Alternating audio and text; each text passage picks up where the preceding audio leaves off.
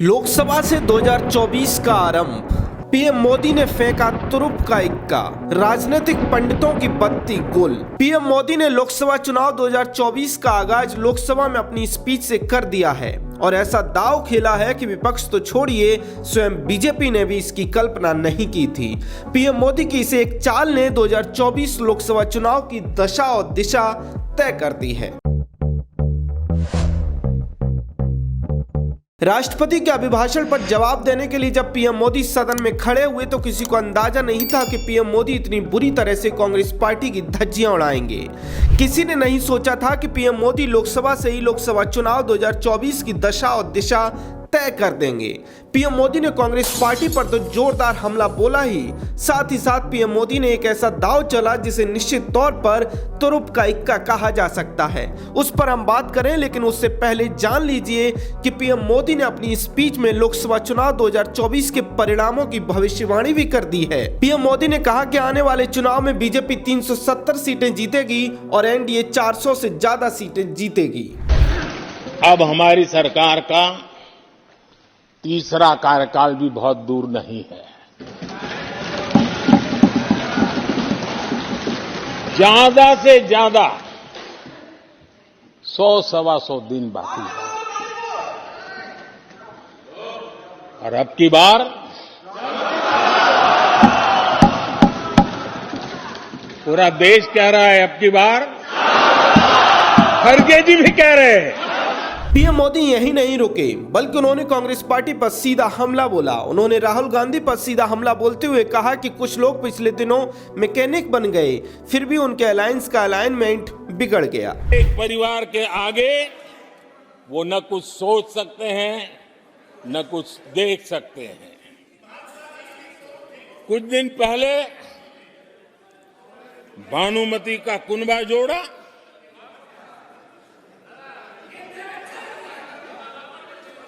लेकिन फिर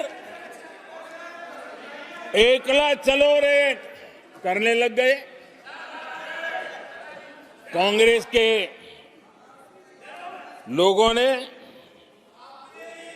नया मोटर मैकेनिक का काम सीखा है और इसलिए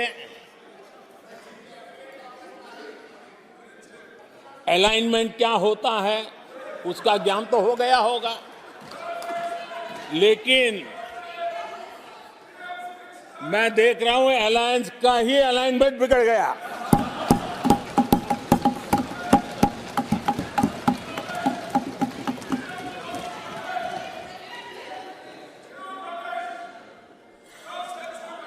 इनको अपने इस कुनबे में अगर एक दूसरे पर विश्वास नहीं है तो ये लोग देश पर विश्वास कैसे करेंगे। आदरणीय अध्यक्ष जी, इसके बाद पीएम मोदी ने लोकसभा में सबसे बड़ा दांव चला। सबसे पहले तो पीएम मोदी ने कर्पूरी ठाकुर का जिक्र किया, जिन्हें हाल ही में भारत सरकार ने भारत रत्न दिया है। पीएम मोदी ने कर्पूरी ठाकुर के जिक्र के साथ ही अति पिछड़ा वर्ग को साधा। वहीं राहुल गांधी के सरकार में ओबीसी अधिकारी कितने हैं, इस बयान पर पलटवार करते हुए कहा कि उन्हें सबसे बड़ा ओबीसी दिखाई नहीं देता। आप पहले पीएम मोदी का बयान सुनिए। पार्टी ने, यूपीए सरकार ने ओबीसी समुदाय के साथ भी कोई न्याय नहीं किया, अन्याय किया। इन लोगों ने ओबीसी नेताओं का अपमान करने में कोई कोर कसर नहीं छोड़ी है। कुछ दिन पहले जब कर्पूरी ठाकुर जी को भारत रत्न दिया, हमने वो सम्मान किया, लेकिन याद करिए उस कर्पूरी ठाकुर अति पिछड़े समाज से ओबीसी समाज के उस महापुरुष के साथ क्या व्यवहार हुआ था, किस प्रकार से उनके साथ जुल्म किया। 1970 में बिहार के मुख्यमंत्री बने तो उनको पद से हटाने के लिए कैसे कैसे खेल खेले गए थे। उनकी सरकार अस्थिर करने के लिए क्या कुछ नहीं किया गया था। आदरणीय अध्यक्ष जी, कांग्रेस को अति पिछड़ा व्यक्ति बर्दाश्त नहीं हुआ था। 1987 में जब कांग्रेस के पास पूरे देश में उनका झंडा फहरता था, सत्ता ही सत्ता थी, तब उन्होंने कर्पूरी ठाकुर को प्रतिपक्ष के नेता के रूप में स्वीकार करने से मना कर दिया। और कारण क्या दिया?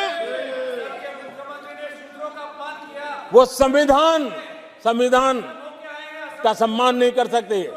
जिस कर्पूरी ठाकुर ने पूरा जीवन लोकतंत्र के सिद्धांतों के लिए, संविधान की मर्यादाओं के लिए खपा दिया, उनका अपमान करने का काम कांग्रेस पार्टी ने किया था। आदरणीय अध्यक्ष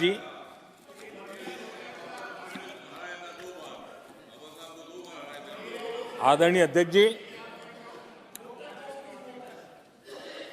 कांग्रेस के हमारे साथियों को आजकल इस पर बहुत चिंता जताते हैं कि सरकार में ओबीसी कितने लोग हैं, कितने पद पर कहाँ, उसके हिसाब किताब करते रहते हैं। राजनीति में कुछ भी यूं ही नहीं होता और प्रधानमंत्री मोदी जैसे नेता की हर एक बात का कुछ न कुछ अर्थ होता है। हर बात के पीछे एक बड़ा उद्देश्य होता है और जिस तरह से पीएम मोदी ने स्वयं को सबसे बड़ा ओबीसी बताया, उसके पीछे का उद्देश्य लोकसभा चुनाव 2024 के लिए ओबीसी वोटर ही थे। और सिर्फ यही नहीं, बल्कि अपनी स्पीच खत्म करते करते पीएम मोदी ने नामदार और कामदार का कैसे जिक्र किया, इसको भी एक बार देखिए। आदरणीय अध्यक्ष जी, मैं जानता हूं साथियों की तकलीफें, मैं जानता हूं, लेकिन वो जो कुछ भी बोलते हैं मैं दुखी नहीं होता और दुखी होना भी नहीं चाहिए, क्योंकि मैं जानता हूं ये नामदार है, हम कामदार हैं और हम कामदारों को तो नामदारों से सुनना ही पड़ता है। तो नामदार कुछ भी कहते रहें, कुछ भी कहने का उनको तो जन्मजात अधिकार मिले हुए हैं और हम कामदारों को सुनना होता है। हम सुनते भी रहेंगे और देश को सहजते भी रहेंगे, देश को आगे बढ़ाते रहेंगे। ऐसे में निश्चित तौर पर यह कहा जा सकता है कि पीएम मोदी की स्पीच कोई नॉर्मल स्पीच नहीं थी, बल्कि लोकसभा चुनाव 2024 की रणभेरी पीएम मोदी ने इस बार लोकसभा से बजा दी है। मोदी की स्पीच को लेकर आपका क्या कहना है, कमेंट सेक्शन में जरूर बताएं। चैनल सब्सक्राइब कर लें, बेल आइकन भी दबा दें। जय हिंद।